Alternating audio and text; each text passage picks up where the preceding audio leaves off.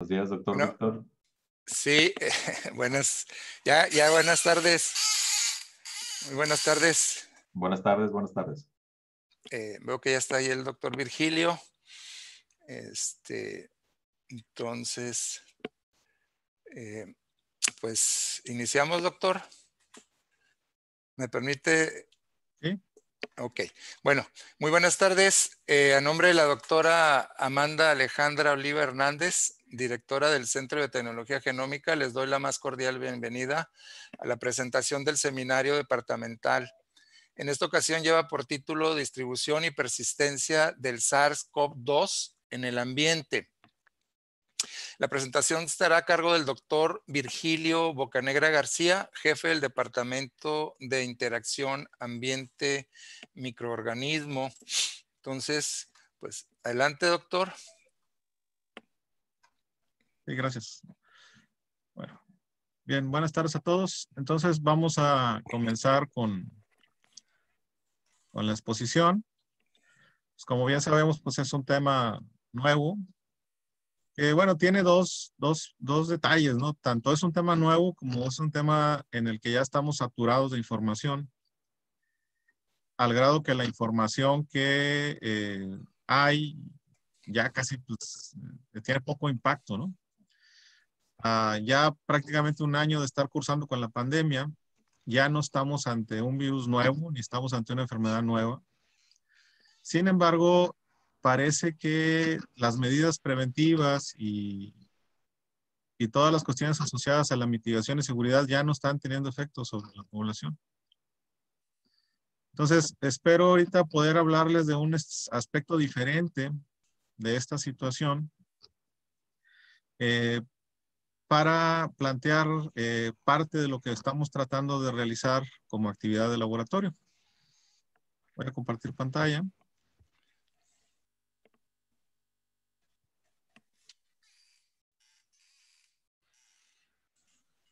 En este caso, pues la plática se llama Distribución y persistencia en el ambiente. Entonces voy a hablar de algunos conceptos básicos que están generándose alrededor de este tema y algunos detalles de cómo lo queremos abordar en el laboratorio. Y ya luego, pues si hay preguntas, pues podemos discutir algunos detalles, ¿no? Lo más breve, en presentación del laboratorio, como lo he venido comentando, pues básicamente nos enfocamos a hacer estudios de ecología microbiana. Y lo que nos interesa es conocer presencia de microorganismos, así como estructura de poblaciones, para ver potencial interés biotecnológico, o como en este caso que nos ocupa ahorita, potencial interés biomédico. ¿Sí? Una vez que detectamos alguno de estos, si el caso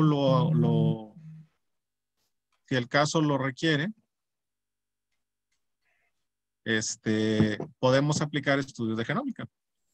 Entonces, hemos estado trabajando ya sobre bastante tiempo sobre diferentes nichos ecológicos y entre ellos, pues nichos ambientales como agua, el suelo, ¿verdad? Por supuesto, nichos de muestras humanas. Entonces, esto nos ha dado algo de experiencia para abordar el tema que les estoy exponiendo en esta plática. También dentro de los esquemas de trabajo, pues tenemos 3 niveles. Lo he venido mencionando anteriormente, nomás para reiterarlo. Tenemos experiencia en el análisis microbiológico completo, que incluye cultivos, microscopía, tinciones, preparación de muestras, etc. El análisis molecular para conocer propiedades biológicas de esos microorganismos. Y análisis asociados a genómica funcional. ¿Sí? Estructural y funcional, pero particularmente funcional, porque nos interesa saber qué parte de la estructura genómica está siendo responsable de los fenómenos que estamos observando, o en su caso, de la estructura metagenómica de poblaciones que están presentes en los nichos ecológicos, ¿no? Entonces, en el agua hemos aplicado un estudio para ver metagenómica de las bacterias presentes en el río Bravo. Ya se ha hablado de este trabajo anteriormente, la tesis de Rocío Requena. Y tenemos estudios de metagenómica en poblaciones microbianas de infecciones de pie diabético, que es donde hemos llegado a ese punto, ¿no? Sin embargo, en ambos casos nos hemos enfocado a bacterias, porque en los dos casos parecían en su momento, y de hecho lo eran, las partes clave de interés para conocer microorganismos, tanto de interés biotecnológico como de interés biomédico. Sin embargo, en el análisis de las bacterias que empezamos a trabajar, en los dos casos, tanto en el caso ambiental como en el caso clínico, vimos que en realidad la parte funcional interesante estaba en los elementos genéticos móviles presentes en esas bacterias, ¿sí? Y en algunos casos, los elementos genéticos móviles estaban compartidos independientemente del nicho ambiental del microorganismo. Inclusive podían cruzar barreras entre gram positivos y gram negativos. Entonces, a partir de ahí hemos estado haciendo algunos trabajos enfocándonos a esos elementos genéticos móviles y ya no tanto a las bacterias, ¿sí? Y parte de esos elementos genéticos móviles, y ahí va la conexión con lo que voy a hablar ahorita, son fagos, ¿sí? Entonces, estábamos pensando o estábamos viendo la posibilidad de hacer análisis metagenómico, pero enfocado a fagos. Cuando pensamos en fagos, el nombre es un poquito engañoso porque pensamos que son virus que afectan bacterias, ¿no? Y uno podría pensar, bueno, pues si son virus que afectan bacterias, pues, ¿qué interés pueden tener desde el punto de vista de salud pública? Pues resulta que son extremadamente relevantes porque estos fagos pueden transferir genes, ¿verdad? O estructuras génicas que dan propiedades tanto de drogoresistencia como de virulencia a los microorganismos. Entonces, en esas estábamos ponderando, porque finalmente un trabajo de este tipo tiene que prepararse con tiempo y planearse cuando pues, nos llega el asunto de la pandemia, ¿no? Y en ese punto, bueno, nomás para reiterar dos detalles, ¿no? Las líneas de investigación del laboratorio, tenemos 4, ¿verdad? La que está relacionada a poblaciones microbianas implicadas en interacciones con vegetales, la que está relacionada a buscar microorganismos con potencial metabolismo de xenobióticos, y quizás ahorita la que estaría más relacionada con lo que estoy hablando, que es ecología y epidemiología de microorganismos con capacidad patogénica, ¿sí? En este caso no es microbiología médica como tal, porque no los buscamos enteramente en procesos de infectología, sino que los buscamos en nichos ambientales, ¿no? Y la cuarta, pues, es la genómica microbiana funcional, que es lo que les he estado comentando. Entonces, parte de lo que queremos abordar viene de información que hemos obtenido de la distribución ambiental de microorganismos de importancia médica y datos que hemos obtenido de estructura genómica, ¿sí? De los proyectos que tenemos en proceso, que es lo que les comentaba hace un momento, pues tenemos para ver cuestiones de biorremediación, detección de material transgénico en el ambiente, la ecología microbiana en el caso del nicho del pie diabético, genómica de resistencia a antimicrobianos, que son 2 tesis doctorales que están en proceso, y caracterización molecular de microorganismos tanto de importancia biotecnológica como biomédica, así como detección de patógenos en el ambiente. Ya hemos tenido trabajos, los hemos presentado en pláticas anteriores de detección de hongos, particularmente criptococos y hongos ambientales, bacterias.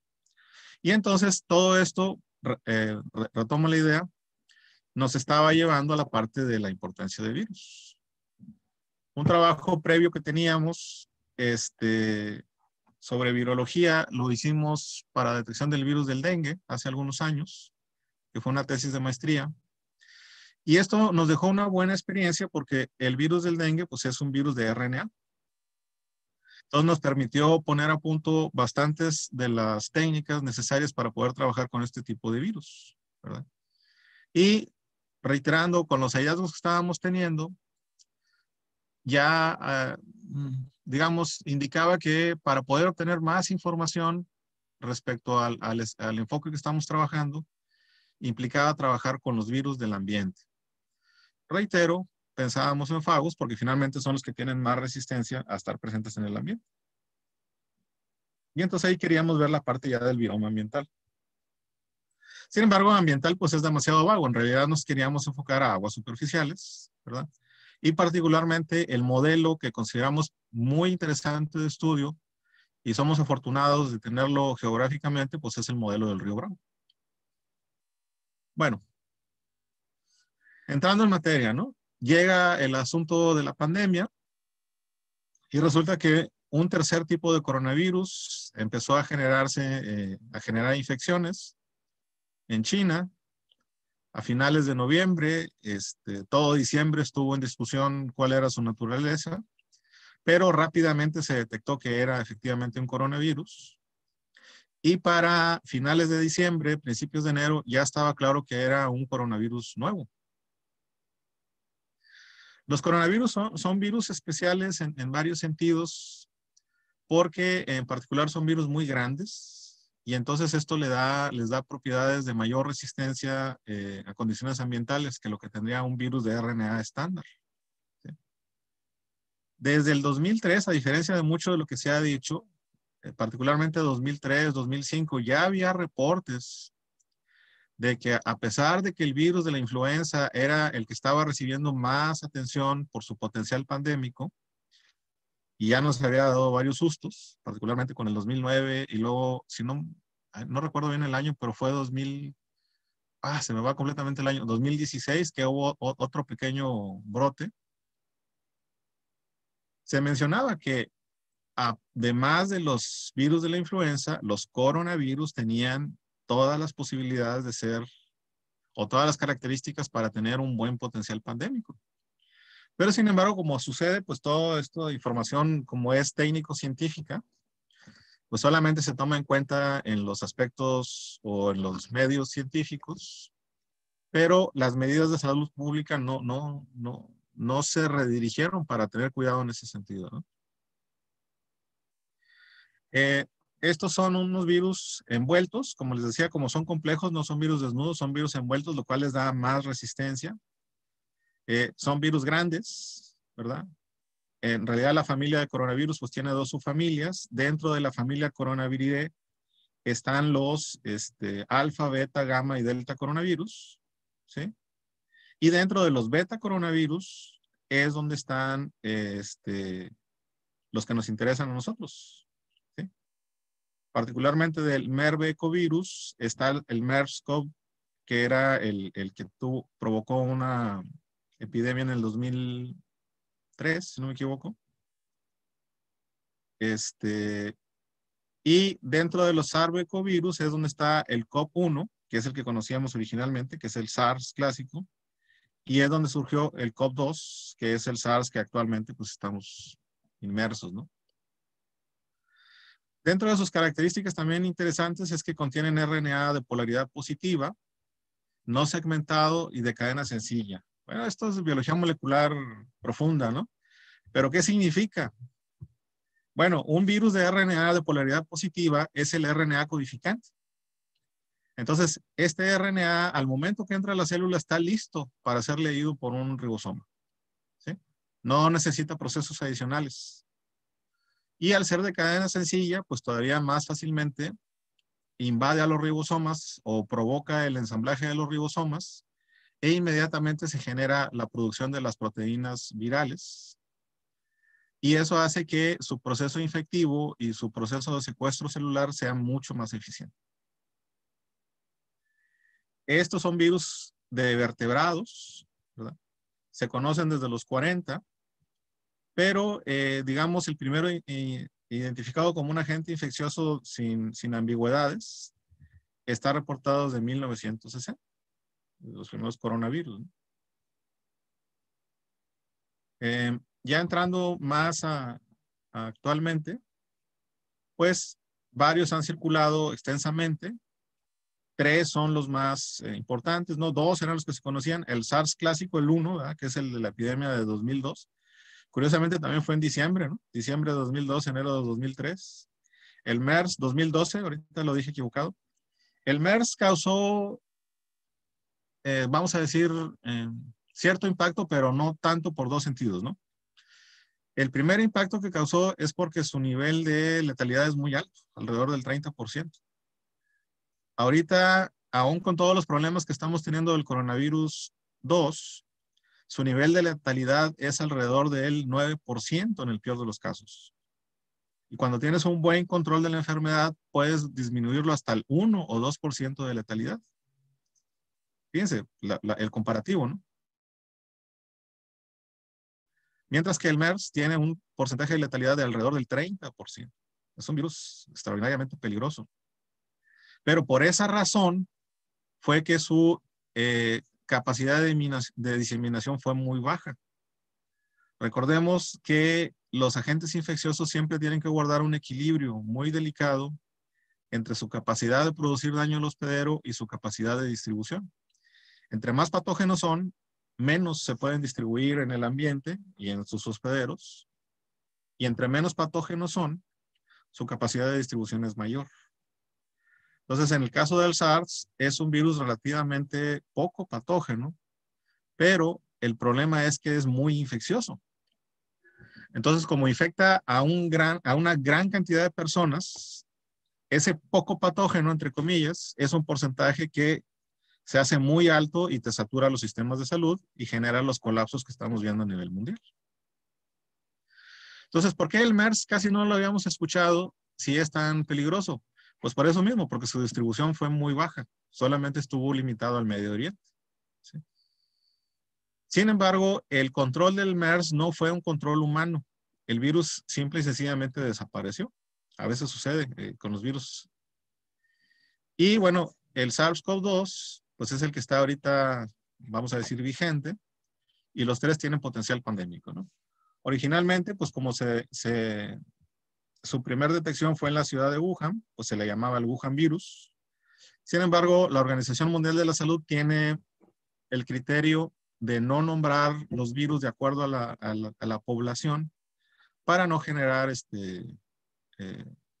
no generar mala imagen negativa, ¿no? De las poblaciones. Se le puso luego el nombre de nCoV 2019, ¿verdad? Nuevo coronavirus 2019, y finalmente, pues ya cuando se demostró que sí era de esa familia, ya quedó como SARS-CoV-2 por el parecido muy cercano que tiene con el SARS-CoV-1.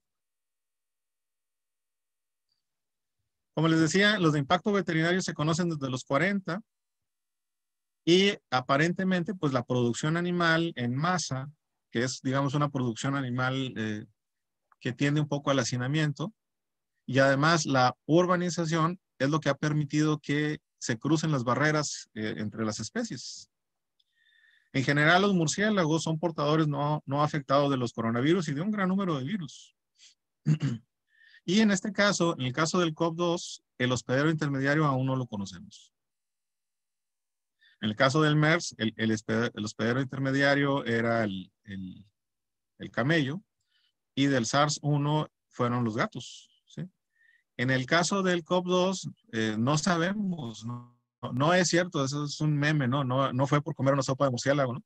En realidad hubo un hospedero intermediario, ha habido ciertas indicaciones que pudo ser un pangolín, o inclusive la serpiente, pero no queda claro cómo llega al humano, ¿no?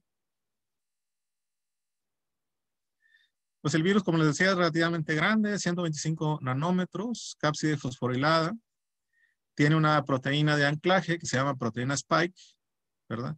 Y eso es lo que le da la forma esférica, o una forma pues, más o menos redondeada. Y esta proteína está glicosilada, lo cual la hace más resistente, y es la que se une al receptor celular. El genoma es bastante grande, 32 kilobases, ya rondando lo que se le conocen como los virus gigantes, aunque todavía no, todavía digamos en el límite. Y el nombre, pues para recordar, se le dice coronavirus, pues porque parece una corona solar, ¿no? No porque sea una corona de joyería, ¿no? Y aquí es donde viene la clave que nos conecta al tema. El virus infecta a las células que expresan el receptor AC2, que es un receptor de membrana, que es compatible o sí, pues es, vamos a decir, complementario a la proteína Spike, ¿verdad? Y entonces, al unirse a ese receptor, es lo que le ayuda a poder introducirse adentro de la célula. Y como les decía, como su RNA ya viene de polaridad positiva, ya viene listo para usarse, pues la infección es prácticamente inmediata. No solo la infección, sino la invasión celular. Ahora, aquí es donde la parte molecular es lo que nos va dando la clave de todo esto, ¿no? Ese famoso receptor AC2, la proteína, ¿verdad? Son estos como piquitos que vemos aquí en la parte superior, se encuentra extensamente expresado en tejido pulmonar. Entonces, de ahí que la transmisión del virus sea de origen respiratorio. Y eso fue lo que nos llevó inicialmente a la confusión de pensar que el virus, este coronavirus iba a causar un cuadro similar al de la influenza. Y eso fue lo que, vamos a decir, desorientó inicialmente las medidas de precaución e inclusive fue lo que generó una falsa confianza, porque muchas veces se alcanzó a escuchar, ¿no? Pues es como una gripa, pero es menos letal, entonces pues es menos grave que una gripa. Y miren dónde estamos, ¿no? Ahora, el receptor AC2 también está en células endoteliales, en neuronas, en el epitelio tubular de los riñones y en células de la mucosa intestinal. ¿Sí? Por lo tanto, todos estos grupos de células pueden ser infectados por el coronavirus.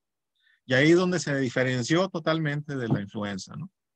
Porque puede causar síndromes neurológicos, puede causar neumonías graves, puede causar daño renal y causa diarrea. ¿Sí?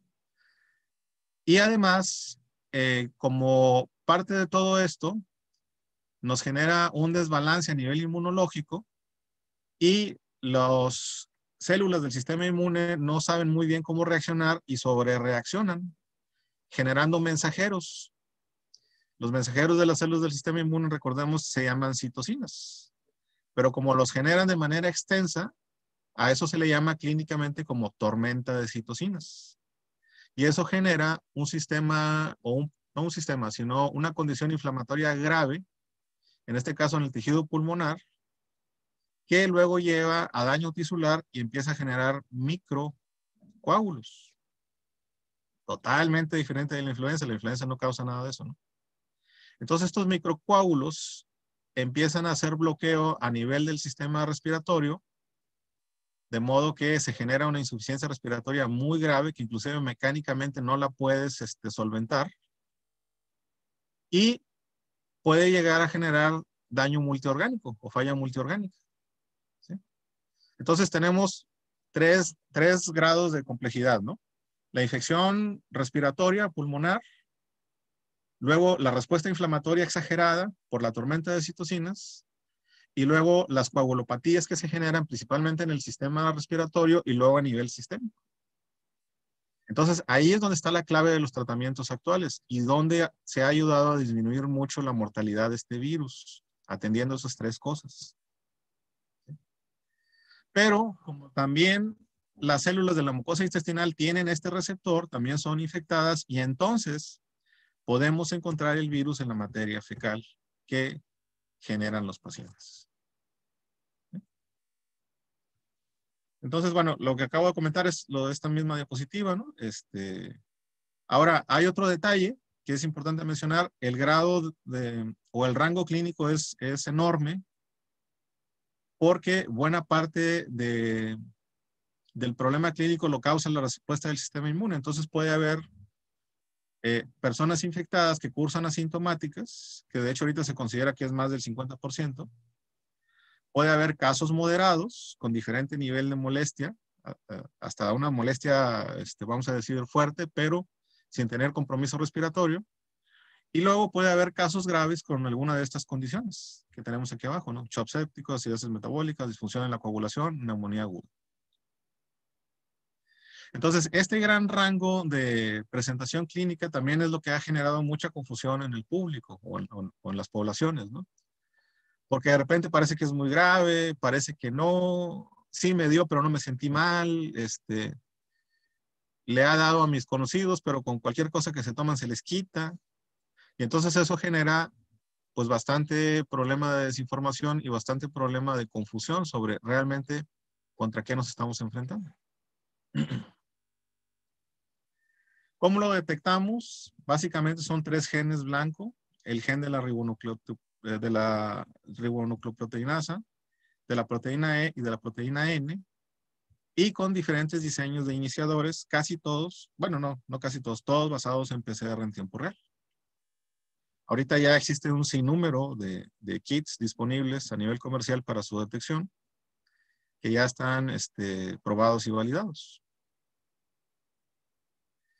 ¿Cuáles eran las necesidades urgentes? Vamos a regresarnos al 2020, ¿no? Ya quisiéramos que se acabara. Vamos a regresarnos a febrero, ¿no? Recordemos que en México, o inclusive en América en general, la urgencia no la sentimos más o menos hasta marzo, ¿sí? Para ese entonces, pues todo estaba sucediendo en China, muy lejos, ¿no? Sin tanto problema.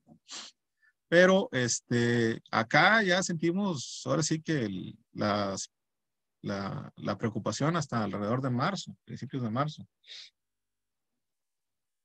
Y entonces ahí se vieron las necesidades urgentes, ¿no? ¿Cómo responder a la nueva pandemia? Bueno, una primera necesidad urgente que hubo en su momento fueron métodos de diagnóstico rápido, que hasta la fecha todavía estamos deficientes en ellos. Por supuesto, tratamientos efectivos, y de ahí es donde se vino la cascada de locuras de la ivermectina, la hidroxiquinoleína y inclusive el dióxido de cloro y todo eso, ¿no? Que nada que ver, porque se tenía cierto dato de que podían dañar al virus, pero no se tenían las pruebas clínicas necesarias que lo demostraran, ¿no? Entonces, ahorita todos esos primeros tratamientos que inicialmente estaban utilizando ya están totalmente en desuso, y algunos, inclusive, están contraindicados por los daños que causan en el hospedero, ¿no? También urgían los marcadores clínicos, tanto preventivos como predictivos. ¿Sí? Por ejemplo, de aquí surgió el dímero D, que es un marcador clave de que está habiendo un problema de coagulopatía. Por supuesto, el diseño de la vacuna. Pero pues todo esto, por ejemplo, nosotros en el laboratorio no teníamos capacidad técnica para poder abordar ninguno de ellos. Luego, a veces está la tentación, ¿no? De querer dar el salto al vacío, y sin tener la infraestructura o inclusive el conocimiento previo, tratar de meterte alguno de estas necesidades, ¿no? Pero hay otra necesidad urgente, que era la vigilancia epidemiológica, que sigue estando vigente. Una de ellas depende del rastreo de pacientes, que otra vez depende de las pruebas, pero también había el rastreo ambiental. Muy pronto, como a finales de marzo, empezaron a surgir evidencias de que en cuerpos de agua podía estar presente el coronavirus 2. Y ahí es donde nosotros sí teníamos tanto experiencia como herramientas para poder abordar ese tipo de estudios. Y fue a lo que nos abocamos. Entonces, coronavirus en el ambiente, el SARS-CoV-2, pues sí sabemos que puede estar en el ambiente. Por ejemplo, sabemos que puede estar en forma de aerosol por varias horas en los lugares concurridos. Esa es una manera de estar en el ambiente. Y la otra es que puede llegar a los cuerpos de agua.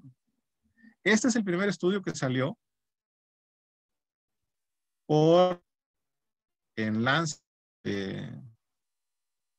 Gastroenterology y Pathology en el 2020, en abril 1 en línea, donde ellos detectaron el SARS-CoV-2 en aguas residuales, particularmente aguas residuales que estaban obtenidas de un aeropuerto. ¿Sí?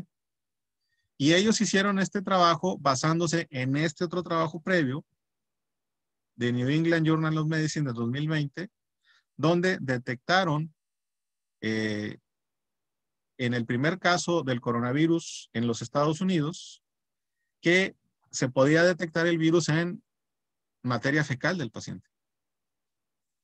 Entonces, este es el primer caso donde se dio evidencia experimental de que se podía detectar en materia fecal. Entonces, Loder y su grupo lo conectan y dicen, bueno, si está en materia fecal, ¿estará en aguas residuales? ¿Dónde lo podemos buscar? Bueno, ¿qué tal en las aguas residuales que están siendo descargadas en un aeropuerto? ¿Por qué? Porque en los aeropuertos pasa mucha gente, ¿no? Tanto sintomáticos como asintomáticos. Y entonces lo hicieron un reporte muy breve, inclusive es una correspondencia, no es siquiera un artículo completo. Y ellos, pues decían, bueno, nuestra hipótesis es que las aguas residuales humanas pueden contener el coronavirus nuevo, trabajaron muestras semanales a partir de febrero. Cada 24 horas tomaban muestras de 10 litros de agua en el aeropuerto de Ámsterdam y detectaron muestras positivas 4 días después de que el primer caso fue detectado en el. Fíjese, o sea, ahora sí que en tiempo real, ¿no? Está desarrollándose todo, ¿no? Y ellos hipotetizan, en su carta corta que les estoy comentando, que el virus podría estar siendo excretado tanto de sintomáticos como asintomáticos o presintomáticos. Y vieron que el agua residual podría ser un sistema sensible de vigilancia y de alerta temprana, ¿no? Y decían que la viabilidad del virus no es clara. O sea, lo que estamos detectando en agua no necesariamente tiene que ser virus infeccioso. O sea, el agua no necesariamente tendría que ser una fuente de infección, pero podría servir como una fuente de vigilancia. Más adelante ya sale este review. En realidad hay bastantes trabajos individuales, pero no los quise poner así para no hacer muy tediosa la plática.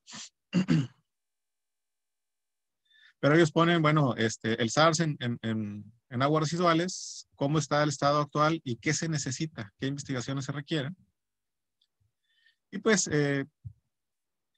vamos a decir que argumentan un poco lo que les he estado comentando, ¿no? La pandemia global de importancia internacional y que puede haber herramientas basadas en epidemiología de cuerpos de agua residual para atender a la emergencia de salud pública.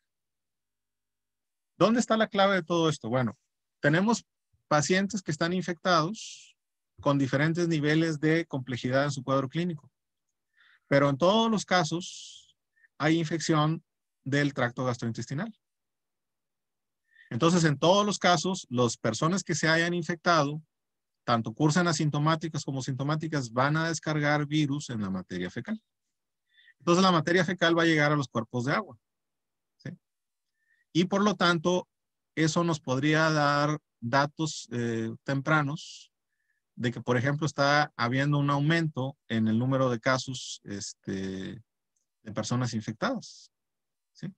Pero ellos decían, bueno, no estamos todavía con condiciones de estandarización para concentración del virus a partir del agua y luego hacer detección molecular. Por lo tanto, se necesitan protocolos optimizados y estandarizados para que no cada quien esté haciendo como pueda las cosas, ¿no? Y una vez que se tendría esto, se puede tener el monitoreo para tener 3 datos muy importantes. Vigilancia de la enfermedad, modelos epidemiológicos y valoración de los riesgos, ¿no?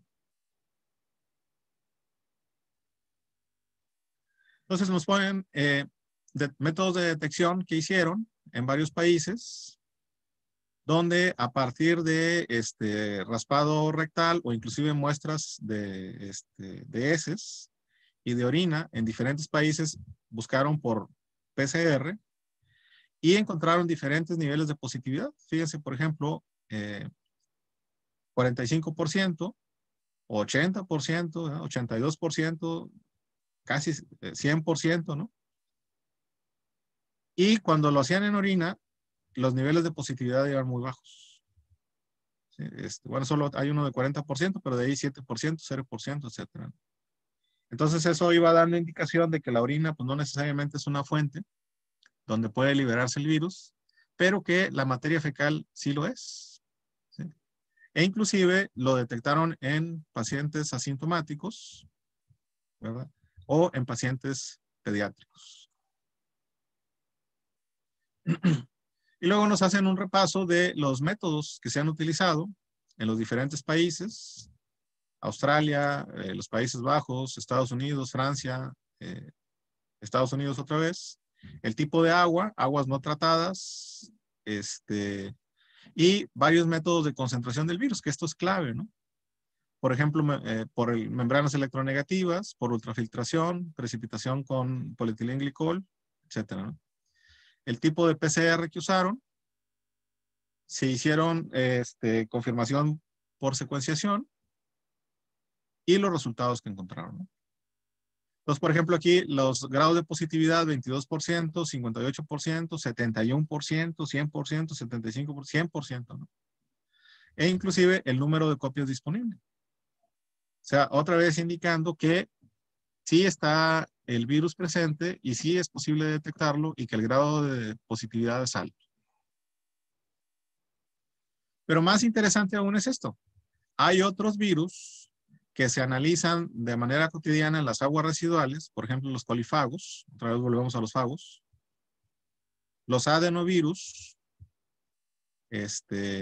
otros bacteriófagos, los enterovirus, que se pueden detectar ya sea por ensayo en placa o por PCR, el tipo de planta de agua residual, los países, Estados Unidos, Finlandia, Suiza, Japón, los niveles que se encuentran en el agua, ¿verdad? Pero aquí hay un dato delicado, los niveles de aerosol, ¿sí? En todos los casos de estos virus los podemos detectar en aerosoles. Entonces aquí es donde nos genera la alerta o la alarma de si los aerosoles de agua que tengan coronavirus pudieran servir como una vía de infección. E inclusive en algunos casos, como los adenovirus, en las muestras de aire se detectan, se pueden detectar, están en un 84%. Entonces, este antecedente más los hallazgos anteriores son los que indican que este modelo es un modelo interesante, ¿verdad? Que puede funcionar adecuadamente. Los cuales son los retos actuales, pues aún no hay un protocolo estandarizado para análisis ambiental. Recuerden, ahorita no estamos manejando nada de clínico, ¿no? Los modelos para valoración cuantitativa del riesgo asociado a microorganismos, en este caso para el SARS-CoV-2, ¿verdad? Los huecos que hay entre la prevalencia, la persistencia y la eliminación de los cuerpos de agua, por ejemplo, digamos, los cuerpos de agua cuando reciben tratamientos, pues eliminan partículas virales, ¿no? Pero si en este caso estamos en que una gran parte de la población está liberando estas materias, estos virus, entonces, ¿los sistemas de tratamiento actuales son suficientes para eliminarlo? ¿O se requieren modificaciones en los sistemas de tratamiento de aguas residuales estándar, ¿no? Entonces, por lo cual dicen, bueno, hay una necesidad urgente para investigación adicional. Entonces, otro trabajo, igual en el Curriculum Opinion, el potencial del agua residual para vigilancia y monitoreo, ¿no? En este caso dice, bueno, la teoría es que tenemos el virus que está presente en las aguas residuales nos puede correlacionar con los casos que están presentes en la población, ¿no? Tenemos diferentes herramientas. La que más escuchamos pues es la PCR cuantitativa, pero hay otras, ¿no? Y los usos que nos puede dar esto es que podemos tener variaciones temporales, las podríamos detectar, inclusive variaciones espaciales, en qué zonas los cuerpos de agua se están viendo más afectados o no más afectados, sino tienen mayor presencia del virus, lo cual nos puede llevar a una valoración del riesgo para tomar precauciones de salud pública. E inclusive nos da datos epidemiológicos y un sistema temprano de alerta. Particularmente estos dos detalles, ¿no? La valoración del riesgo y la salud pública. ¿Cómo conectamos esto? Bueno, pues recordemos que la infección con el SARS-CoV-2 tarda varios días en hacerte sentir mal. Eso si vas a ser sintomático. Puede ser inclusive una media de una semana, que la persona puede estar infectada, e inclusive ya puede contagiar, pero no se siente mal.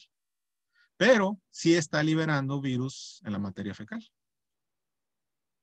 Entonces ellos plantean un escenario hipotético, ¿no? Tienes un cuerpo de agua que estás vigilando y resulta que hoy, 7 de diciembre, detectas una elevación en los niveles de coronavirus que estás detectando en el cuerpo de agua, ¿no?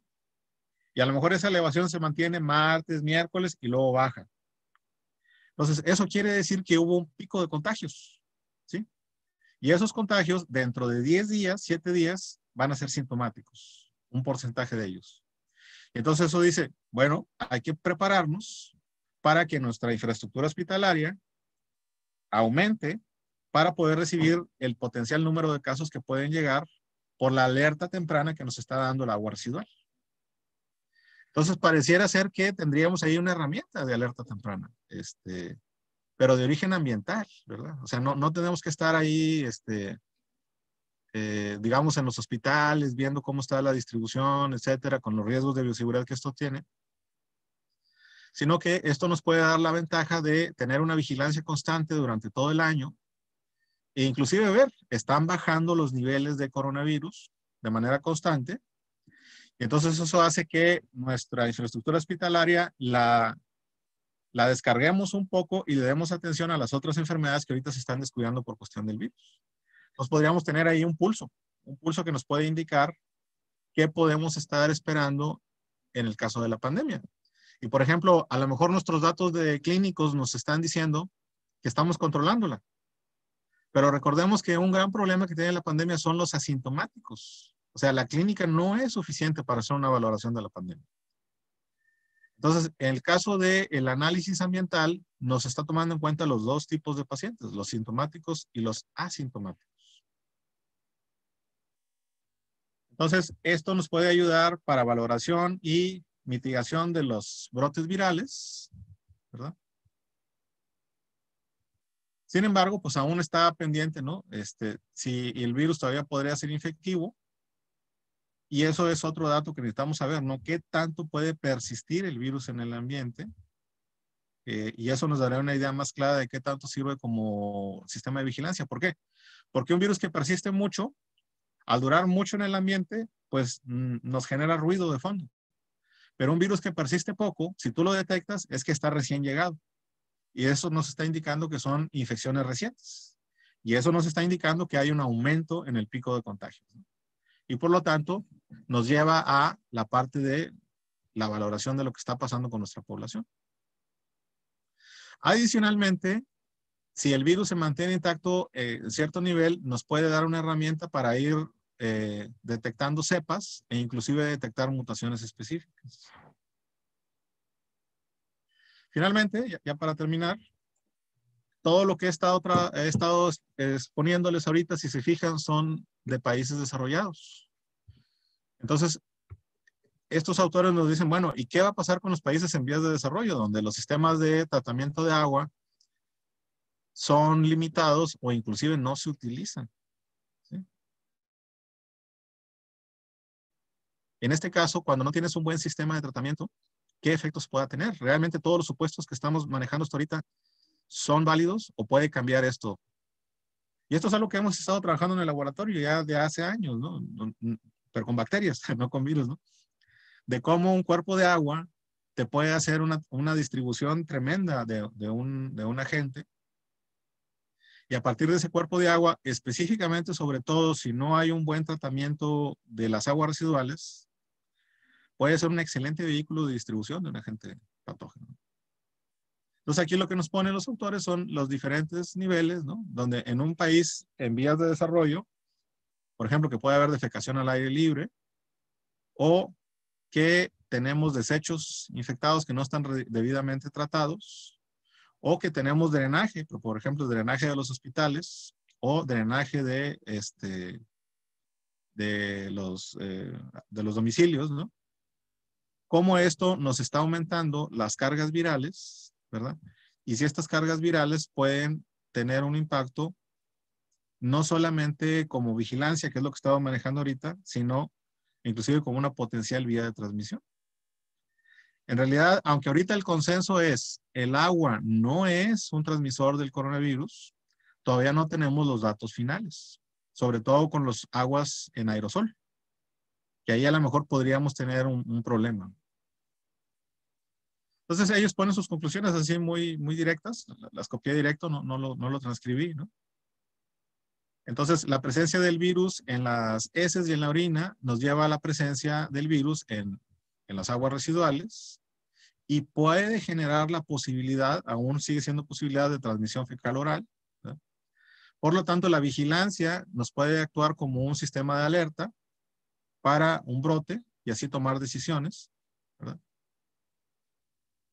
Siempre las pandemias van a ser más delicadas cuando tenemos problemas de sanitización pobre y no hay una buena disposición de residuos. Y, por ejemplo, en México tenemos este tipo de problemas, ¿no?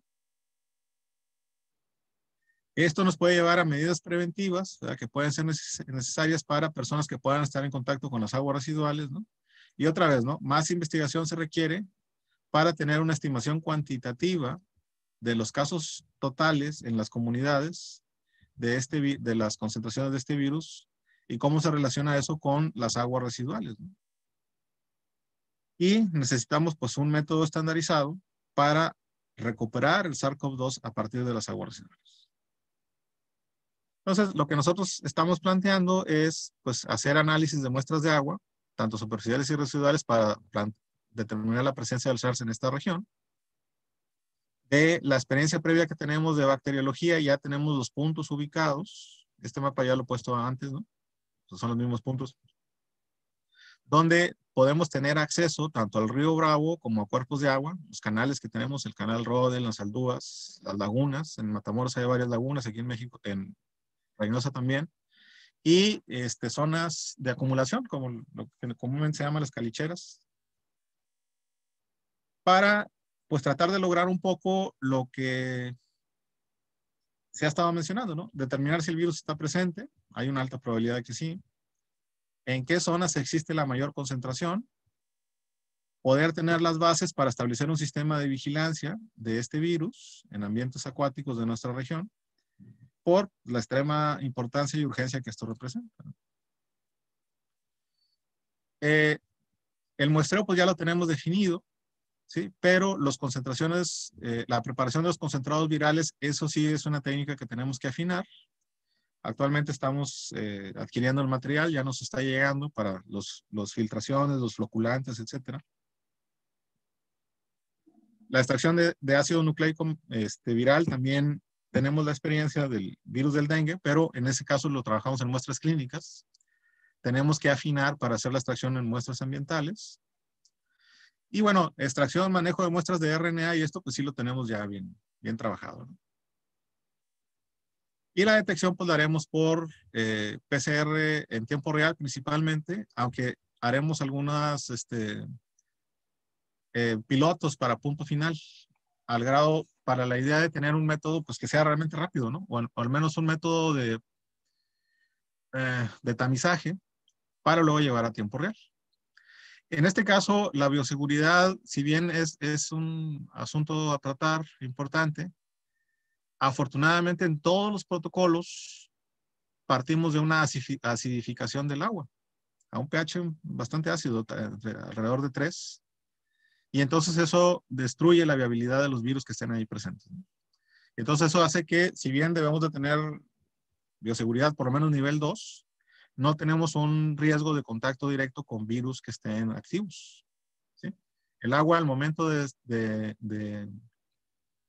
ya que se lleve a centrifugación o a filtración, ya va a estar acidificada y las partículas virales que estén ahí presentes van a estar destruidas, solamente preservándose el material genético. Y bueno, eso nos conecta con el tema original que les comentaba, que queremos hacer el análisis del viroma. O sea, ese tema sigue vigente. Además que ya lo estaríamos asignando a una tesis doctoral para tener pues más tiempo de poder hacer los estudios, ¿no? La detección del coronavirus está ahorita asignada a una tesis de maestría y vamos a correr unos pilotos previos. Y en el caso del viroma, nos va a permitir, para tener el catálogo de virus, tanto bacterianos como los fagos, ¿no? Tanto los eucariotes, virus de vegetales, de vertebrados, etcétera, los patogénicos que estén presentes, conocer su diversidad y hacer detección temprana, ¿no? ¿Qué tal si hay un nuevo coronavirus, ¿no? Por ahí en el río Bravo, ¿no? El coronavirus 3, ¿no? Entonces poder tener ya datos de la presencia de estos virus, ¿no? El viroma, ¿qué nos incluye? Pues nos incluye, como su nombre lo dice, toda la población viral presente.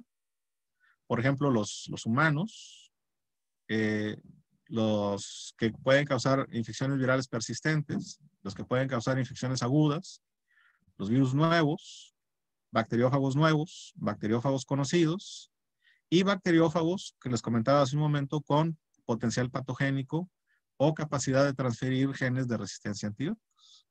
Entonces, todo esto lo podemos saber, ¿no?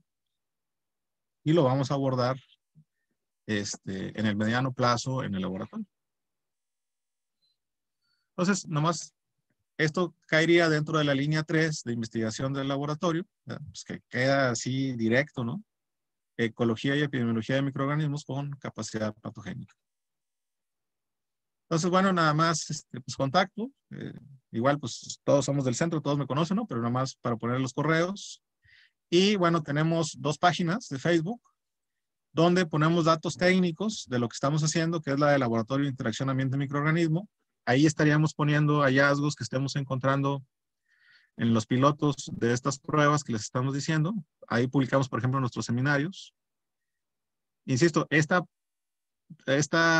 página, a pesar de ser de Facebook, pues la manejamos bastante más técnica, ¿no? Y tenemos otra de divulgación, que es la de, le llamamos Cuaderno Politécnico de Microbiología, ¿no?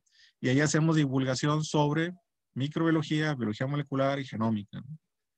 Entonces, en pláticas anteriores comentaba, pues ahorita está de moda, ¿no? La microbiología, cada 2, 3 días sale una noticia nueva relacionada con microbiología. Pues ahí estamos haciendo posts y estamos compartiendo infografías que localizamos en otras redes, que todas están relacionadas con microbiología o algún aspecto molecular de la microbiología. Pues por mi parte sería todo. Si hubiera preguntas o comentarios, pues por favor. Y pues muchas gracias por su atención. Gracias, doctor. Omar, ¿tenemos algo en el chat? Sí, Doc, tenemos varias dudas. Este es un tema muy interesante. Voy a empezar. Pregunta Cristian Gibran. ¿Cuál es el rango de dispersión por aerosoles causados por aguas residuales del virus SARS-CoV-2? No, bueno, aún no lo sabemos, ¿no? Ahí depende mucho del cuerpo de agua. Normalmente hay ciertos cuerpos de agua que no tienen mucha dispersión de aerosol, que son, vamos a decir, aguas tranquilas, ¿no? Pero hay cuerpos de agua, por ejemplo, que están en represas, y aquí nosotros en la presa Falcón tenemos una, y en las represas que están aquí en la playita hay otra, donde el flujo de agua de esa represa, pues ahí te está generando el aerosol. Entonces, tenemos las dos variantes, ¿no? No lo hemos medido, obviamente nosotros no, apenas vamos a empezar, y no he visto, a menos no he visto a detalle artículo donde lo mida, ¿no? Entonces, ahorita todavía es potencial riesgo. Pero en general, ahorita, en cualquier punto, en cualquier parte, hay que cuidarse de los aerosoles, ¿sí? Independientemente del origen que sea, ¿no? Todos nos han estado previniendo de aerosoles invisibles, que por eso como que no pegan. O sea, yo veo el ambiente claro, donde hay aerosol. Bueno, es que son microaerosoles, ¿no? Pero donde quiera que haya un potencial aerosol, una fuente que esté así muy bonita ahorita por la Navidad y eso, lo mejor es no acercarse mucho. Todos los aerosoles ahorita son de potencial riesgo de contaminación por dispersión del virus. Entonces, aún no tengo respuesta concreta para eso, Cristian. Gracias, doctor. Ahora pregunta el maestro Cristian. Hola, doctor, buenas tardes. Fuera de aguas residuales, ¿qué otros ambientes, ejemplo suelos, se deberían tener en cuenta para la vigilancia epidemiológica? Es que esa respuesta va a depender de la segunda variable. Ahorita lo máximo de la plática lo estuve enfocando a distribución en aguas. Pero la segunda variable de la que hablé poco es la persistencia. Si, por ejemplo, el virus tuviera persistencia, entonces sí hay riesgo de que donde llegue el agua, llegue el virus. Aquí, por ejemplo, otra vez volviendo a la zona local, pues nuestras aguas superficiales se utilizan como aguas de riego. Entonces, nosotros mismos, el agua que está contenida en un cuerpo de agua, la dispersamos sobre superficies de tierra amplias. Y si se probara que el virus tiene cierta persistencia, pues estaríamos nosotros favoreciendo la distribución del virus en suelos, ¿sí? Pero si al contrario se prueba que no hay tanta persistencia, que lo más probable es que no lo haya por el tipo de virus que es, pero ahorita realmente nos hemos llevado cada sorpresa. Entonces, probablemente solamente el agua residual o las aguas superficiales contaminadas con agua residual serían las de riesgo, por efecto de la disminución, del desecho de materia fecal, ¿sí? Ahora, ojo, esto no pararía con la vacuna. Cuidado con lo de la vacuna, porque la vacuna no es para prevenir infecciones, ¿sí? La vacuna es para prevenir casos graves. Pero tú vas a seguir siendo susceptible de infectarte por coronavirus, ¿sí? Y entonces puedes pasar por caso leve, pero vas a estar vaciando virus al ambiente. Y aquí hay otra variable que no mencioné y casi no se ha mencionado, que yo creo que está bien que no se mencione, que entre más oportunidad le das al virus de interactuar con otros virus amiguitos en el ambiente, más oportunidad le estás dando de generar cambios. Recordemos la experiencia reciente de los bisones en Dinamarca, ¿verdad? De que en las granjas de los bisones se generaron mutaciones nuevas del coronavirus. Esa es una realidad. Cada nueva infección en humano o en animal, aquí ahorita normalmente es en humano, es una oportunidad que le das al virus para modificar su material genético. De ahí la importancia de controlar las infecciones. No nada más por una cuestión de salud pública, sino por una cuestión de no darle chance, de no darle oportunidad al virus a que pueda llevar a cabo una modificación de su material genético y nos dé otra sorpresa. Ahorita más o menos se está medio controlando en otros países esto, y no quisiéramos que nos saliera con una nueva sorpresa, ¿no? Que el virus cambie alguna de sus características. Entonces, esa respuesta vendría con persistencia. Tenemos. Ok, gracias, doctor. Tenemos la participación vía voz de la doctora Ninfa. Si puede abrir su micrófono, doctora. Sí, Omar, gracias. Oye, Virgilio, yo tengo varias preguntas. ¿Sí? Mira, yo sé que tú lo comentaste hace rato, pero ya se me olvidó, así que espero que lo puedas comentar. Pero bueno, en primer lugar, este virus comentaste que surgió pues hace aproximadamente un año, ¿no? Bueno, más de un año, en noviembre del año pasado.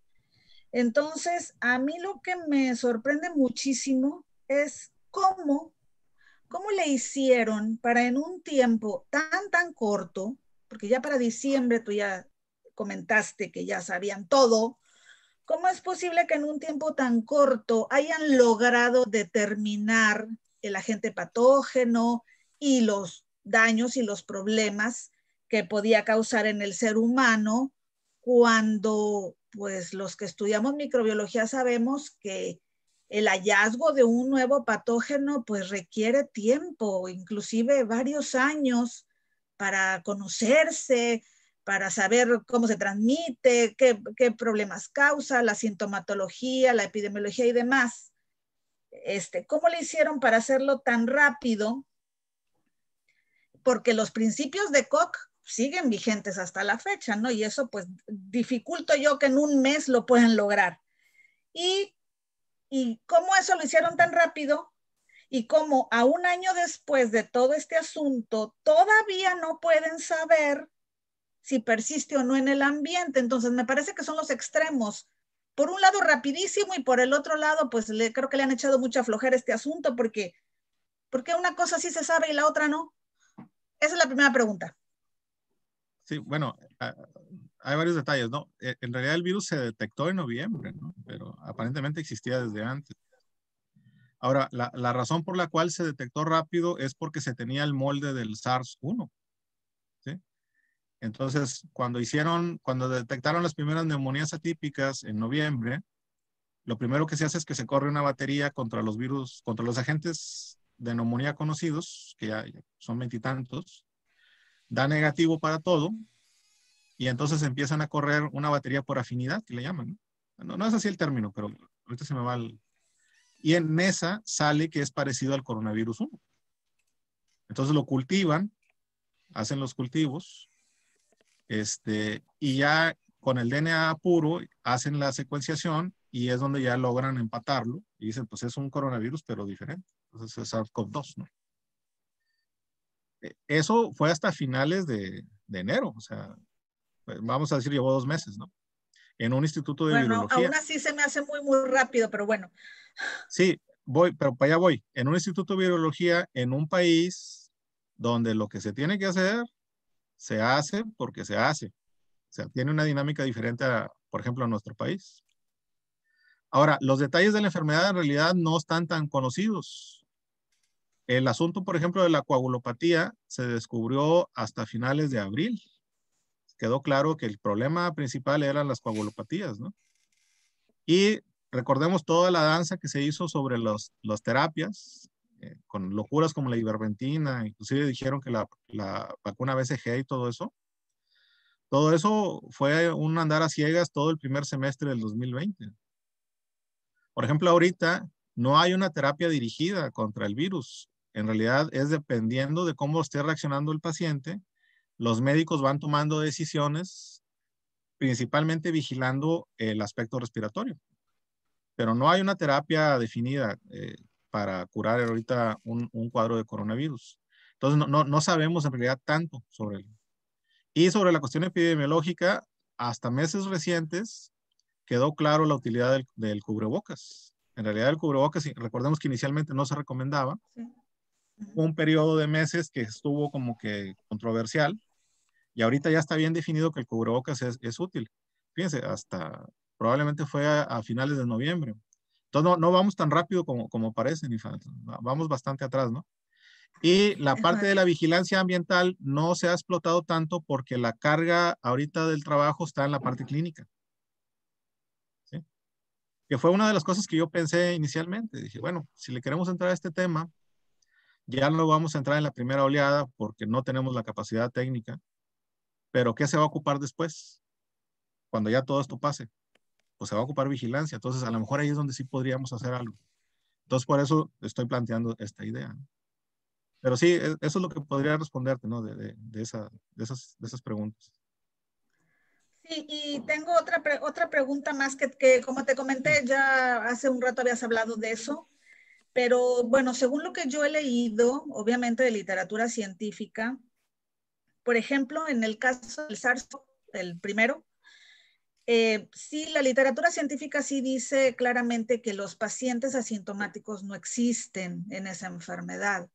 Entonces, ¿por qué habría de existir pacientes asintomáticos en una enfermedad como esta, que pues pinta muy grave, y si es muy parecida al SARS-CoV, al primero? ¿Por qué realmente habría que haber pacientes asintomáticos? Eso es algo que a mí realmente no me queda claro. Aquí la diferencia que hay entre el SARS-1 y el 2 es el receptor al que se unen. Entonces, eso es lo que hace que sea una enfermedad de naturaleza respiratoria. Ahora, el rango de síntomas es por la respuesta del sistema inmune. Ahí es donde está la clave. En realidad, como en muchos otros virus, la gravedad de la enfermedad no es realmente por el virus. Aunque el virus sí causa un daño celular importante, buena parte del problema viene siendo por la tormenta de citocinas. Y entonces ahí tu respuesta inmune es la que condiciona que tuviste un buen control rápido de la carga viral y no tuviste estrés respiratorio, inclusive ni lo sentiste, que es el asintomático. O sea, te infectaste, pero tu sistema lo controló rápido. Pero hubo un periodo de días en los que pudiste contagiar y ahí es donde está el problema. Y está el otro extremo donde tu sistema inmune no sabe qué hacer, hace la estrategia de fuerza, sobre reacciona y es lo que genera todo el problema en el tejido pulmonar. Entonces, como es un tejido delicado, pues el paciente está gravísimo en cuestión de días, la famosa neumonía silenciosa que le llaman, ¿no? Que traes 99 de saturación de oxígeno en la mañana y traes 70 en la noche, donde fue una caída brutal porque los alvéolos se llenaron de líquido en respuesta al daño inflamatorio que está teniendo el sistema inmune. Entonces aquí la gran variable es el sistema inmune, no tanto el virus. Y como el SARS-1 no genera ese descontrol en el sistema inmune, por eso no tenemos el mismo comportamiento. ¿Sí? Entonces la diferencia está en tu respuesta como individuo. Y de ahí, otra de las necesidades que planteé en las diapositivas, que nosotros no tenemos esa capacidad para hacerlo, es la de los factores pronóstico. ¿Sí? Entonces ahorita ya lo sabemos. Si la ferritina se dispara y el dímero D se dispara, aunque tú traigas una saturación de 95, vas volando para ser un caso grave. Ya los médicos ya lo saben. porque hay un problema de coagulopatía grave que tiene que atenderse ya, y eso es hospitalario. Y nos lleva al segundo problema. Vas al hospital y a ver dónde te reciben, porque están saturados. ¿Sí? Está, digamos, todo revuelto, ¿no? O sea, en general es un virus, va a sonar a locura lo que voy a decir, pero es un virus no grave. Lo que nos está causando problema es que es muy infeccioso, entonces demasiada gente la que está infectada.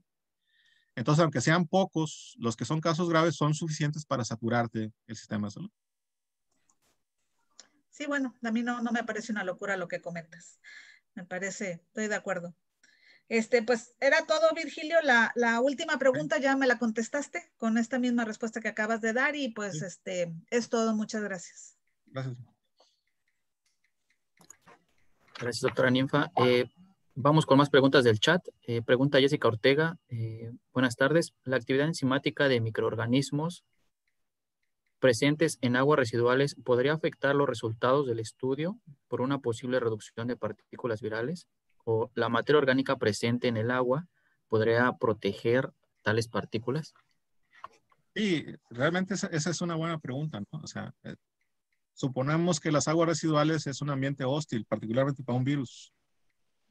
Por eso el enfoque siempre es a los fagos. Pero aquí hay varias variantes que pueden estar interfiriendo, ¿no? Una, que el virus efectivamente no se destruya, pero que DNA residual. Entonces, ya no es infeccioso y nos sirve como vigilancia. Digamos que sería el mejor de los escenarios. Pero puede haber, es que uno no sabe, las relaciones ecológicas son muy complejas, ¿no? Entonces, sí puede haber, vamos a decir, una interacción con materia orgánica que pudiera no darle una protección al 100%, pero sí una protección suficiente para que esté varios días presente en el agua. ¿Sí? Entonces, en este caso, los protocolos de análisis ambiental tienen que determinar tres cosas, ¿no? Uno, virus dentro de las células. Aquí asumimos que no, porque este es un virus de vertebrado, pero no sabemos. Recordemos que hay amibas de vida libre que comen lo que sea. Entonces podemos, ya estoy demasiado especulando, ¿no? Pero bueno, vamos a hablar de ciencia ficción, ¿no? Que las amibas de vida libre se comen el virus. Obviamente el virus no le hace daño a la amiba, pero ya le dan un ambiente protectivo. Que eso se sabe que sucede con otros enterovirus, con el criptococo, con las micobacterias, con la legionela, que normalmente son bacterias delicadas, pero como las amibas se las comen, viven dentro de la amiba y eso les da días para mantenerse más tiempo en el medio ambiente antes de que se destruyan. Entonces primero, tu muestreo tiene que incluir virus dentro de células, ¿sí o no? Yo quiero pensar que no, pero hay que verlo. Y luego, virus en la materia orgánica, ¿sí o no? Ahí es una variable. Y luego, virus en el filtrado del agua, ¿sí o no? Aparentemente ahorita todos los trabajos son sobre virus en el filtrado del agua. Pero por eso les digo, eso yo ya tendría que mejor enfocarlo en una tesis doctoral para poder ver bien a detalle todas esas variantes, ¿no? Y no estar con la prisa de la urgencia de la pandemia. Entonces, no sé si eso responde un poco a la pregunta, pero no tengo ahorita respuestas directas, ¿no? Porque es lo que queremos ver apenas.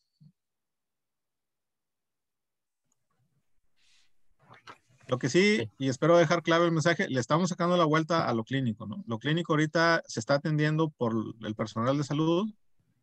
Hay institutos de salud muy fortalecidos en diagnóstico clínico. Entonces ahí realmente teníamos poco que hacer. O sea, no íbamos a poder incidir realmente en nada. Más que en el mejor de los casos, hacer trabajo reiterativo. Que ahorita, por la escasez de recursos, se está repitiendo trabajos, en realidad, en lugar de ayudar, estorba. ¿Sí? Entonces, nos estamos preparando para lo que sigue adelante. Si hubiera más dudas o comentarios. Sí, sí, Doc, muchas gracias. Pregunta Eric Cruz. Buenas tardes, doctor, gracias por su presentación. El coronavirus SW1 fue aislado de la ballena beluga. ¿El actual virus podría impactar la fauna acuática donde llegan las descargas de aguas residuales? No sé. No sé. O sea, tendríamos que ver. Se supone que las descargas de aguas residuales llegan ya tratadas. Entonces, esa es la otra variable que les comenté en algunas de las diapositivas, ¿no? ¿el tratamiento actual es suficiente para eliminar el coronavirus que está llegando en forma masiva? ¿Sí o no? Todavía no hay dato concreto sobre eso.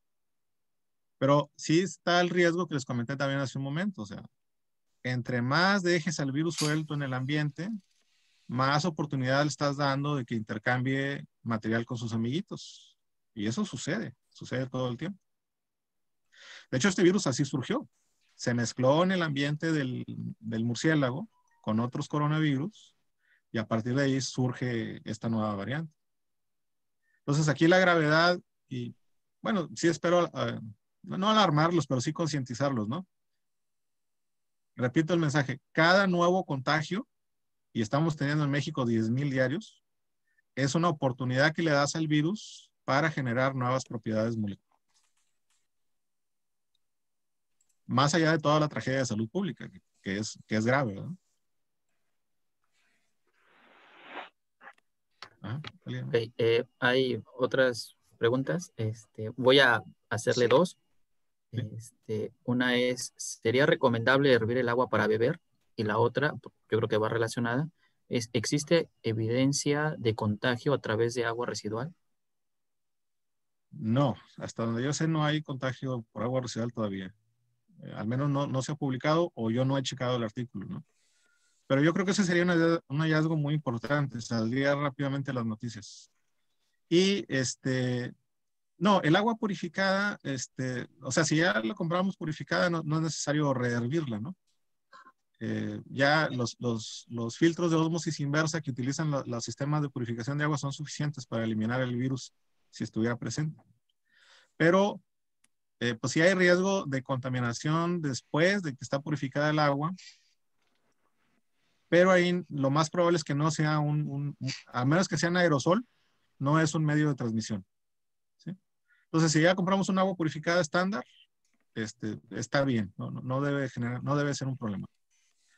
Si estamos con agua, no sé, por alguna razón, ¿no? Andamos en campo y estamos en contacto con un agua que no fue debidamente clorada, por ejemplo, pues a lo mejor ahí sí yo tendría mis precauciones, ¿no? Mis dudas. Pero en primera, la cloración es buena, destruye bastantes virus. Y dos, la ósmosis inversa que tienen la mayoría de los purificadores de agua es más que suficiente para, o sea, te quita iones que son mucho más pequeños todavía que el virus. Pregunta, ¿puedo? Sí, adelante. Ok, doctor, no sé si no sé si no escuché muy bien toda la presentación, pero sí me gustaría saber cómo ataca el sistema inmune. ¿Cuál es el mecanismo? ¿Cómo ataca? Así ataca el sistema. Primero, ataca el sistema inmune. ¿Cómo lo ataca? No. El virus llega al epitelio ¿O no pulmonar. se sabe? No, ahí voy. El virus llega al epitelio pulmonar, invade las células de ese epitelio por el receptor AC2. La célula genera señales de estrés y además el virus al invadir la célula la destruye y eso genera señales adicionales de estrés. Y entonces lo que provoca es que llegue el sistema inmune, lleguen las células. Entonces las células, ahí voy, pero las células tratan en primera de neutralizar la partícula extraña que es el virus y en segunda de captar pedacitos de él para avisarle a los otros componentes del sistema inmune que algo anda mal. Lo que se ha observado es que parece que no responde bien el virus en este caso. Y en lugar de mandar señales mesuradas, vamos a decir, manda señales de más. Entonces eso hace que lleguen nuevas células. Vamos a decir muy sencillo, ¿no?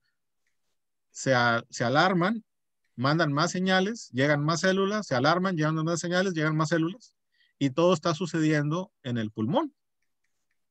Entonces, todo este desorden empieza a generarte daño en el tejido pulmonar y es lo que causa el estrés respiratorio. Eventualmente, inclusive el virus se va, pero todo el daño que se genera por el sistema inmune sigue presente. Y luego eso se conecta con las coagulopatías.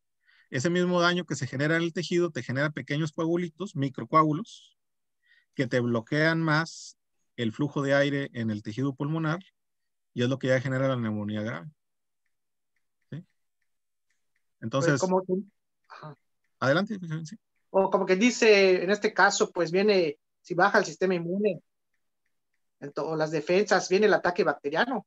Porque sí he escuchado eso de que hay gente o personas que están muriendo y que ya no tienen el virus y nada más están conectados, pero ¿Sí? viene un ataque de diferentes organismos. Es que aquí entramos a la parte clínica, ¿no? Si el sistema inmune está exagerado, ¿cómo lo controlas? Pues lo deprimes. Y hay medicamento que se sirve para eso. Pero cuando deprimes el sistema inmune, te haces a riesgo a nuevas infecciones. Entonces, nosotros hemos tenido casos, yo he comentado con médicos amigos, de que controlan el coronavirus, controlan la neumonía, pero se les viene una enfermedad infecciosa multidrogo resistente. Y entonces ahí ya no sacan al paciente. ¿Sí? Es muy complejo, ¿no? O sea, por eso les digo, no hay un tratamiento contra el coronavirus o contra la enfermedad específico. Es dependiendo de cómo reacciona cada paciente. Como quien dice, algunas personas ya no mueren por el virus, sino que mueren por los efectos del virus finalmente, como neumonía o ataques bacterianos. ¿Qué es el famoso COVID? O sea, recordemos que el COVID es la enfermedad que causa el coronavirus, ¿no? Entonces puede ser una infección bacteriana secundaria a COVID, por ejemplo. Eso está sucediendo mucho. Ok, doctor, gracias. Sí. Ok, gracias, doctor Benjamín. Todavía más preguntas, Doc. Entonces, podemos seguir aquí todavía otros minutos, a reserva de que nos digan que ya debemos terminar. Pero bueno, el doctor Guillermo Estrada tiene dos preguntas. Voy a leer las dos. Una es, en tu opinión, doctor Virgilio, ¿cuál sería la aportación del lavado de manos permanente y su aportación a los drenajes? ¿Tienes datos duros? Y la otra es, quiero hacer una pregunta concreta de bioseguridad para el analista, llámese estudiante, en un trabajo de campo que propone Virgilio. ¿Puedo preguntar? Ok, sobre el lavado de manos, pues no tengo, no tengo artículo, ¿no? Pero vamos a suponer que sí hay partícula viral en la mano, que es lo que asumimos todos. Entonces, al lavarte las manos más constantemente, sí estás haciendo vamos a decir, se le está aumentando la carga a los sistemas de tratamiento de agua. ¿Sí? O sea, que es una de las variantes que se quiere ver, ¿no? O sea, el sistema de tratamiento de agua como lo tenemos es suficiente o, por ejemplo, ahorita vamos a decir, hay 50% más de personas lavándose las manos, entonces está llegando más materia orgánica, más bacterias, inclusive más virus. Tenemos que hacer una modificación de los sistemas de tratamiento de agua. Probablemente sí, o sea, pero hay que hacerlo de manera racional, ¿no? ¿En qué punto hay que hacerlo? En el filtrado, en el airado, etcétera, ¿no?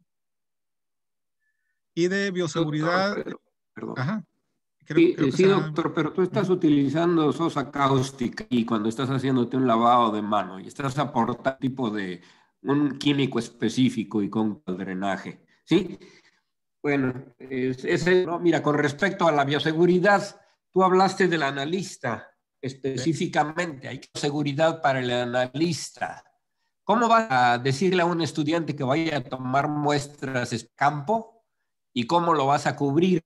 Segundo, tú tienes otra propuesta aquí que vas a hacer aislamiento viral. ¿Cómo vas a hacer ese aislamiento viral? no, bueno, no voy a meter estudiantes a muestrear. Si acaso van a ir a ver, ¿no?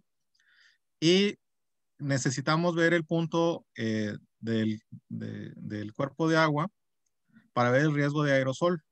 Ahorita ya los tenemos fotos y todo eso, ¿no? Y efectivamente habría que tener equipo completo de protección personal, ¿verdad? Lo que es el overall que te cubre, los lentes y la mascarilla, los guantes, obviamente, ¿no? Y aquí... ¿Vas a utilizar la escafandra?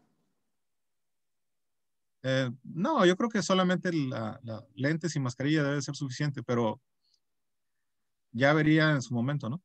Y aquí el reto, ¿no? Es que es equipo de un solo uso. No vamos a estar lavando equipo de protección personal. ¿Sí? Eso por un lado.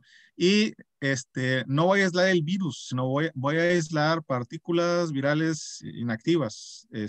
Pero aislar no es la palabra, sino las vamos a concentrar en los filtros.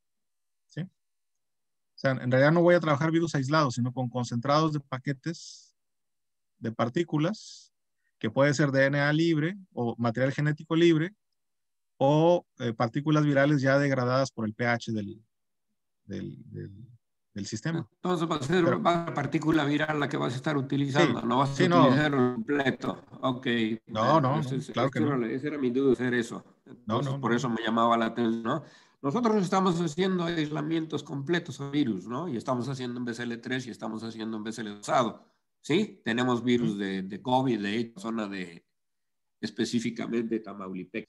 Pero bueno, una de las cosas era importante cómo iba a hacerse, sobre todo con bioseguridad, ¿no? Estar a cargo de bioseguridad, entonces a mí me llama la atención que no se cubre ese aspecto de seguridad en detalle como tú lo manejas, ¿no? Entonces eso creo yo que va a ser importante, ¿no?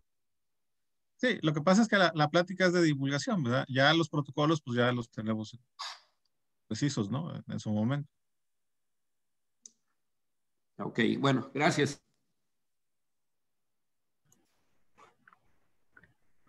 Ok, continuamos con las preguntas. Esmeralda Moral dice, hola doctor, gracias por su presentación. Mi pregunta es, ¿qué diferencia hay en tiempos y costos de detección entre las muestras tomadas clínicamente y de materia fecal?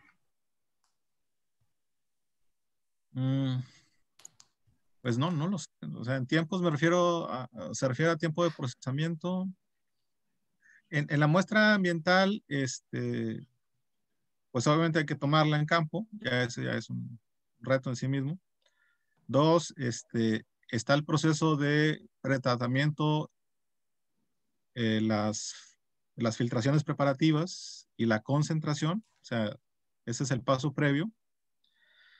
Y en los tres casos, las concentraciones ya es material genético que se extrae con un kit y luego ya le haces la PCR en tiempo real. O sea, donde sería igual a lo clínico es cuando ya tienes el filtrado, ¿sí? Que es una extracción de RNA y el PCR en tiempo real.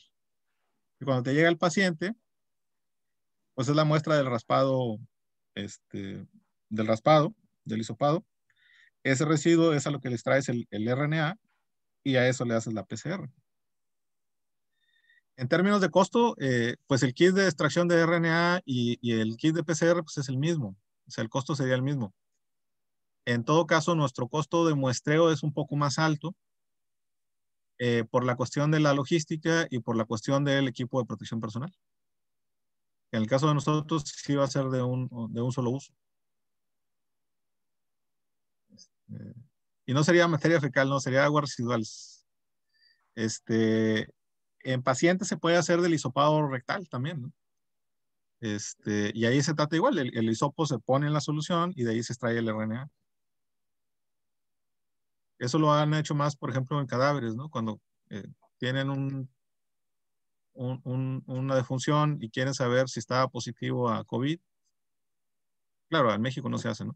Pero es una manera de saberlo, ¿no? Se toma una muestra de raspado rectal y si ahí está positivo, pues el paciente tenía infección por coronavirus. Ok, gracias doctor. Ahora vamos con Luis Palestino, él tiene varias preguntas y dice así, mencionó que la infección por SARS-CoV-2 puede llegar a causar problemas neurológicos. ¿Tiene algún dato duro acerca de esto? La otra es, ¿qué red neurológica se vería afectada? ¿Podría causar un daño neurodegenerativo? No sé, no, tanto así no sé.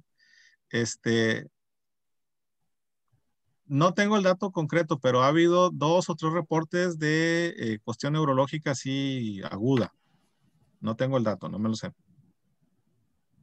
Pero está montándose evidencia de que particularmente las personas que perdieron el olfato es un indicador de que sí afectó el sistema nervioso. Y la pérdida del olfato es un indicador de un daño mayor a nivel del sistema nervioso pero de efecto crónico. Es decir, no se va a detectar o no se va a manifestar inmediatamente. ¿Sí? Entonces, eso aún no está definido. Yo no lo he revisado a fondo porque no manejo la parte neurológica tan así como para verlo.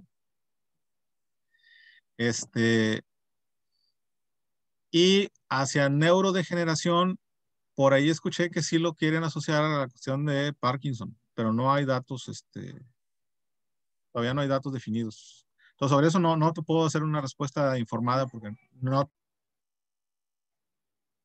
te podría dar una respuesta informada porque no tengo tan a detalle la información de cuestión clínica neurológica. Ok, gracias, doctor. Ya finalmente preguntas a María Moreno. Buenas tardes, doctor Virgilio. Gracias por la presentación. Mi pregunta es, ¿por qué se menciona el dióxido de cloro como preventivo para tratar o evitar la COVID-19? Siendo que la OMS, la COFEPRIS y diversos estudios apuntan a que no existe evidencia científica a favor de sus efectos. Mi pregunta es porque no entiendo el mecanismo de acción que se propone para dicho compuesto y porque sé que puede ser muy nocivo y contraproducente. Sí, en términos terapéuticos el dióxido de cloro es tóxico, punto. O sea, en cualquier concentración que lo utilices, inclusive puede tener toxicidad aguda grave. O sea, miren, el origen del dióxido de cloro viene de un protocolo que se hizo en dentistas para ver si se podía, si los dentistas se podían proteger si el paciente utilizaba un enjuague bucal que tenía dióxido de cloro, a diferencia de un enjuague bucal estándar. Pero aún a nivel bucal es superficial. Era nomás por el aerosol que se hace en la boca, cuando te están limpiando, tuviera menos coronavirus. De hecho, el resultado fue que no había diferencia entre el enjuague bucal que tenía dióxido de cloro y el enjuague bucal estándar. De algún modo eso se filtró, no sé cómo llegó, y pensar que el dióxido de cloro podía servir para matar el coronavirus a nivel sistémico, que es imposible, ¿no? Donde sí se puede usar el dióxido de cloro de manera adecuada es precisamente el tratamiento de agua, ¿sí? En el agua, ahí sí puedes agregar en la cantidad correspondiente y por el poder oxidante que tiene, destruir las partículas virales y te limpia el agua. Luego hay que eliminar el cloro, ¿verdad? Para que el agua pueda ser potable. Pero en términos a nivel de paciente, el dióxido de cloro es tóxico, sí, punto. O sea, sin ninguna contrapisa ni nada. Inclusive a nivel de dosis muy bajas, ¿no?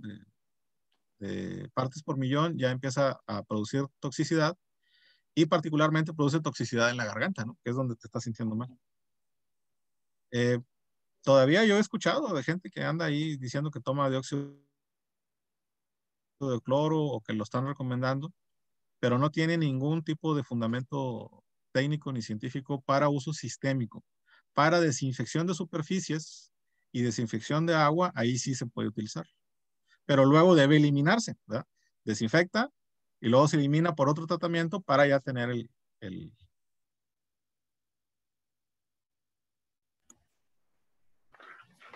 Ok, bueno, ya finalmente, Jessica Ortega pregunta, ¿la presencia del virus en animales que entren en contacto con aguas residuales representaría un sesgo en los estudios de vigilancia?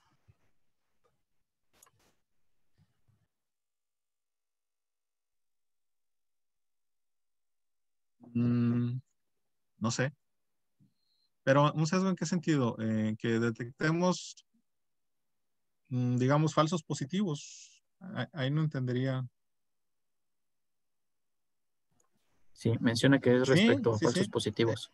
En este caso, sí dependemos de que la PCR sea la de los 3 genes, para estar seguros de que sea el coronavirus 2 el que estamos detectando, ¿no? Yo quisiera, como quiera, detectar coronavirus estándar. Ahorita no recuerdo cuál de los genes es, pero uno, creo que es el de la ribonucleoproteína, es coronavirus. Y los otros 2 son para coronavirus 2. Entonces, a veces estaba positivo uno más el general, y a veces te da el general más los dos. Y eso es lo que te da una idea de qué coronavirus es el que está presente. Pero sí, o sea, hay que tomar en cuenta la posible presencia de otros virus, para que no estar generando falsos positivos, ¿no? Inclusive llegado el momento, pero yo no lo puedo hacer, o sea, tratar de hacer cultivo viral, ¿verdad? A partir de muestras o de concentrados de que no hayan sido inactivados por pH. Esa pudiera ser otra posibilidad. No dudo que se esté haciendo, pero al menos aquí no se está haciendo todavía. Entonces recuerden, son dos variables. Una es prevalencia, que es la que yo voy a abarcar ahorita. Bueno, el grupo de trabajo vamos a abarcar. Y la segunda variable es persistencia. Esa segunda yo creo que es la que a todos nos interesa, ¿no? O sea, ¿está vivo o no está vivo, no? ¿Me puede infectar o no me puede infectar? Pero ese dato todavía no lo tenemos.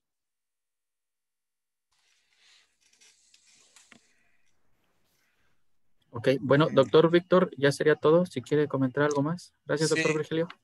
sí, pues darle las gracias al doctor. Muy buena presentación, muy interesante, muy clara. Todavía hay muchos temas por donde darle a esto, ¿verdad? Todavía da para otro, doctor. Ya con resultados. Bueno. Entonces, pues muchas gracias y gracias a los presentes, a los asistentes, y estamos pendientes por el siguiente seminario. Gracias, doctor. Gracias a todos. Buenas tardes. Hasta luego. Buenas tardes. Gracias.